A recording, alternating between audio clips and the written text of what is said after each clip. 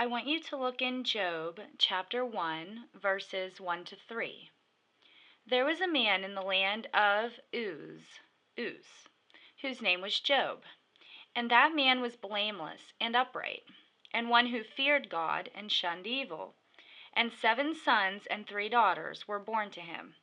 Also his possessions were 7,000 sheep, 3,000 camels, 500 yoke of oxen, 500 female donkeys, and a very large household, so that this man was the greatest of all the people of the East.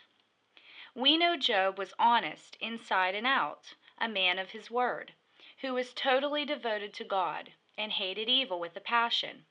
He was also very wealthy. Now we look in Job chapter 1, verses 6 to 12. Now there was a day when the sons of God came to present themselves before the Lord, and Satan also came among them. And the Lord said to Satan, "From where do you come?"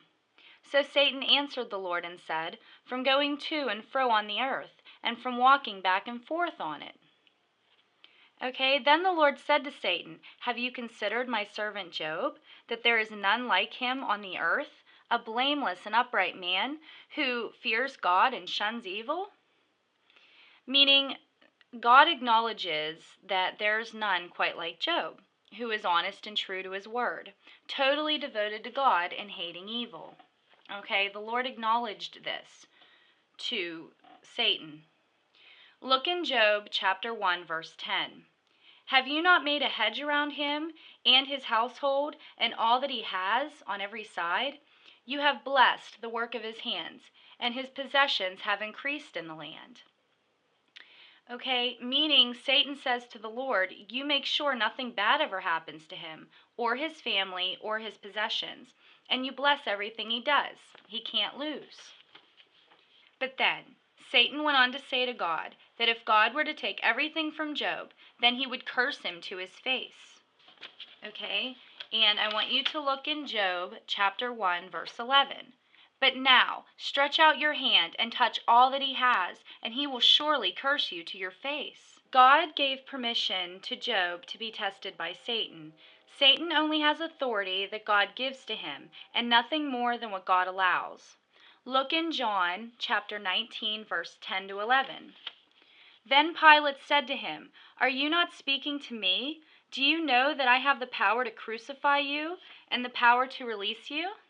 Jesus answered, 'You could have no power at all against me, unless it had been given you from above.'" Carrying on, so Satan went out and attacked Job's property and children. Look in Job chapter 1, verses 13 to 22. Then Satan attacked Job's health in Job chapter 2, verses 1 to 10. And through all of this chaos, not once did Job curse God. Okay? Even Job's wife said in Job chapter 2, verses 9 to 10, "Then his wife said to him, 'Do you still hold fast to your integrity? Curse God and die.' But he said to her, 'You speak as one of the foolish women speaks. Shall we indeed accept good from God? And shall we not accept adversity?'" In all of this, Job did not sin with his lips. All right? Job's 3 friends heard of all of this adversity that had come upon Job. Each one came from his own place.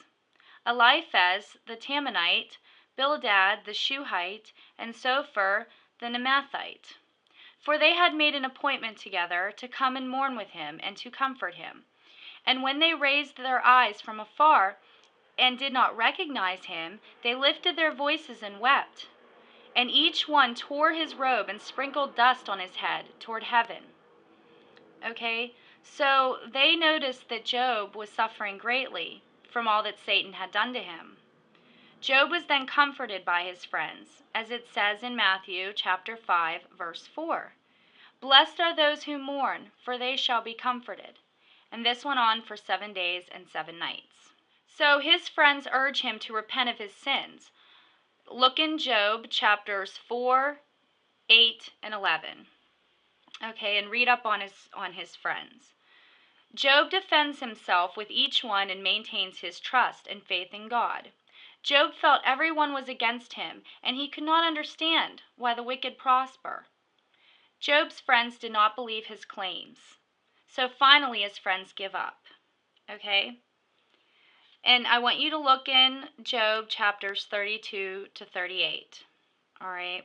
And it talks about this man named Elihu who overheard their conversations. Okay?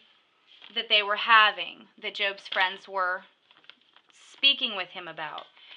Now, he got angry with the friends for their accusations, okay, assuming that Job needed to repent because he did something wrong.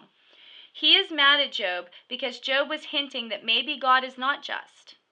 He accuses Job of trying to undermine the sovereignty of God. All right, so Job realized this, all right, and Job finally confesses and he repents to the Lord. Look in Job chapter 42, verses 1 to 6. Then Job answered the Lord and said, I know that you can do everything, and that no purpose of yours can be withheld from you. You asked, who is this who hides counsel without knowledge? Therefore I have uttered what I did not understand, things too wonderful for me, which I did not know. Listen, please, and let me speak. You said, I will question you, and you shall answer me. I have heard of you by the hearing of the ear, but now my eyes sees you. Therefore I abhor myself, and repent in dust and ashes.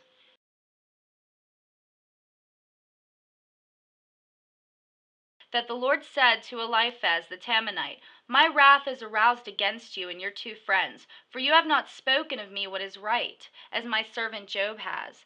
Now therefore take for yourselves 7 bulls and 7 rams. Go to my servant Job, and offer up for yourselves a burnt offering, and my servant Job shall pray for you. For I will accept him, lest I deal with you according to your folly, because you have not spoken of me what is right, as my servant Job has. Job started out with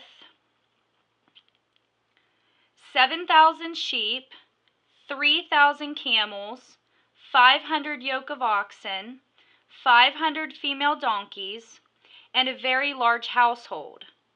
Okay? And he was named the greatest of all of the people of the East.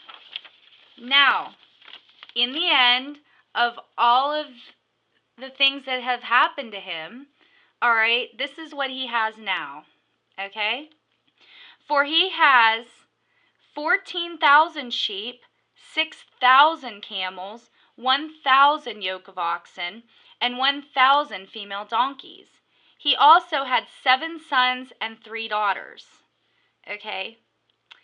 In all of the land were found no women so beautiful as the daughters of Job, and their father gave them an inheritance among their brothers. After this Job lived 140 years, and saw his children and grandchildren for 4 generations. So Job died old and full of days. In the end, he came out with twice as much, than he started with. All right?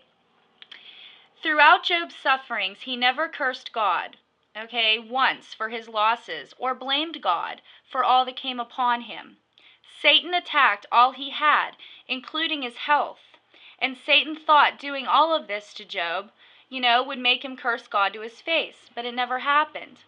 Job was upright through it all, even when his friends assumed that Job was being punished by God for his sins, when in reality, his trust in God was being tested, and Job overcame, and therefore, God added to him more than he ever had, and blessed him abundantly for his faith and trust among the worst circumstances. Trust in the Lord and turn to him when all goes downhill, and he will restore your life and bless you more than you had to begin with. Okay? God is always in control. Okay?